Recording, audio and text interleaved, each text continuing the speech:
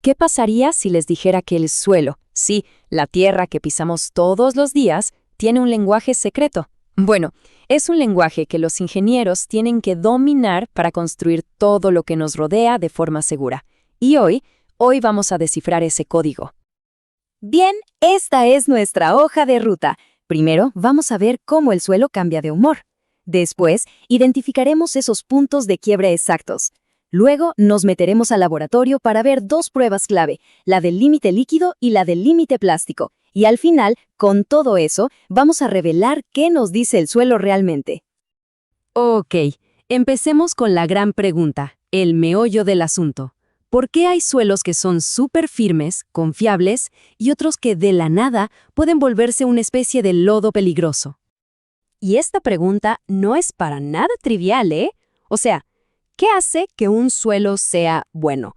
De la respuesta depende si un edificio, un puente o una carretera se va a mantener en pie o no. Las vidas de las personas están en juego. Y la respuesta, créanlo o no, está en algo que vamos todos los días, algo tan simple como el agua. Sí, la cantidad de agua en el suelo lo cambia absolutamente todo. Porque miren, cuando a un suelo de grano fino se le añade agua, no es que se vaya poniendo un poquito más blando. No, pasa por 4 fases, 4 personalidades completamente distintas. Y esta imagen lo muestra perfecto. Es como un viaje. Empezamos con el suelo sólido, como una roca. Le añadimos un poco de agua y se vuelve semisólido, algo así como un turrón duro. Más agua y entra en la fase plástica. Piensen en plastilina. Y si nos pasamos de agua, se convierte en un líquido. Esas fronteras, esos puntos de cambio, son los famosos límites de Atterberg. El primer límite que nos interesa es el límite líquido. Imaginen que están amasando esa plastilina de suelo.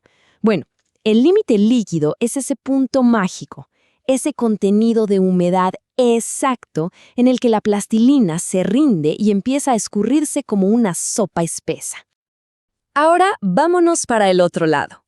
El límite plástico es la frontera entre ser esa plastilina manejable y algo más quebradizo. Es justo el punto en el que si intentamos amasarla, en vez de moldearse, se empieza a agrietar y a deshacer. Y por último, rapidito, está el límite de contracción. Este es el punto en que el suelo ya está tan seco que se convierte en un sólido duro. Y por más que se seque, ya no va a reducir más su tamaño. Muy bien, suficiente teoría.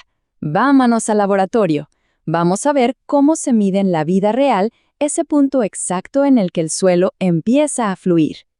El proceso, en esencia, es este. Primero, se hace una pastita con el suelo. Segundo, se pone en un aparato llamado copa de Casagrande. Tercero, se le hace un surco en medio. Y cuarto, se cuentan los golpes hasta que ese surco se cierre. Sencillo, ¿no? Vamos a ver los detalles. Y este es el protagonista de la prueba, el aparato de Casagrande, o la copa de Casagrande. Es un invento genial de un tipo llamado Arthur Casagrande, y su propósito es que la prueba sea la misma aquí, en Japón o en cualquier lugar del mundo. Estandarización pura. Todo arranca con mucho cuidado. Se toma la muestra de suelo y se le va añadiendo agua, mezclando y mezclando hasta que quede una pasta súper suave, sin grumos, perfecta. La consistencia aquí es clave. Después, con una herramienta especial, ¡zas!, se corta un surco justo por la mitad. Y no es cualquier corte, ¿eh?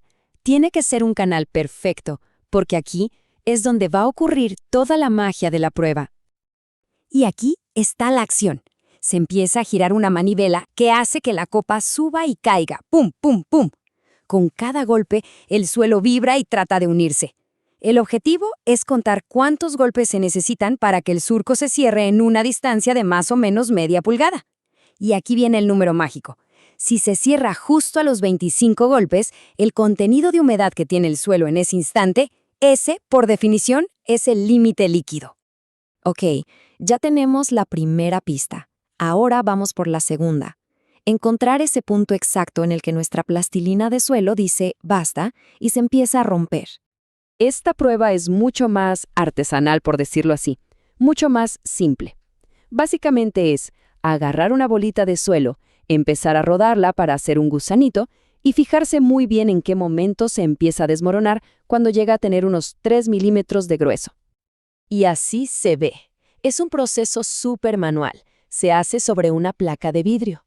Con el calor de la mano y el movimiento, la muestra va perdiendo humedad poquito a poco. El truco es ir secándola lentamente para cachar el momento exacto en que su comportamiento cambia. Y este es el momento de la verdad. A medida que se sigue rodando, el suelo se seca. Se seca hasta que ahí está. Justo cuando el gusanito llega a los 3 milímetros de diámetro y se empieza a quebrar, a desmoronar, en ese preciso instante hemos encontrado el límite plástico. ¡Perfecto! Ya tenemos las dos piezas clave del rompecabezas, el límite líquido y el límite plástico. Ahora sí, estamos listos para descifrar el código y saber qué tipo de suelo tenemos entre manos. Con esos dos números hacemos una resta súper sencilla. Límite líquido menos límite plástico. El resultado es el índice de plasticidad.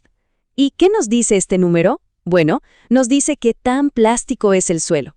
O sea, qué tan grande es esa ventana de humedad en la que se comporta como plastilina. Un número alto, por ejemplo, puede ser una señal de alerta, como en las arcillas que se expanden y causan muchísimos problemas. Claro que para que esto sea ciencia y no adivinanza, no se hace la prueba una sola vez. Se hacen varias pruebas con distintos contenidos de agua. Una con 20 golpes, otra con 30, y se ponen los puntos en una gráfica. Al trazar la línea, se puede encontrar con una precisión increíble cuál es la humedad exacta para esos 25 golpes que buscábamos. Precisión ante todo. Y ahora sí, el gran final.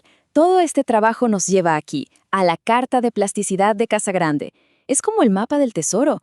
Tomamos nuestros dos números, el límite líquido y el índice de plasticidad que calculamos, los buscamos en el gráfico y ¡listo! El punto donde caen nos dice exactamente qué tipo de suelo es, si es un limo, una arcilla, si es muy plástico o no. Información que vale oro para cualquier ingeniero que vaya a construir algo encima. Entonces, ahora que sabemos que el suelo tiene un lenguaje y que podemos leerlo, queda una pregunta en el aire, ¿no? La próxima vez que caminemos por ahí, ¿qué historia nos estará contando el suelo que tenemos bajo nuestros pies?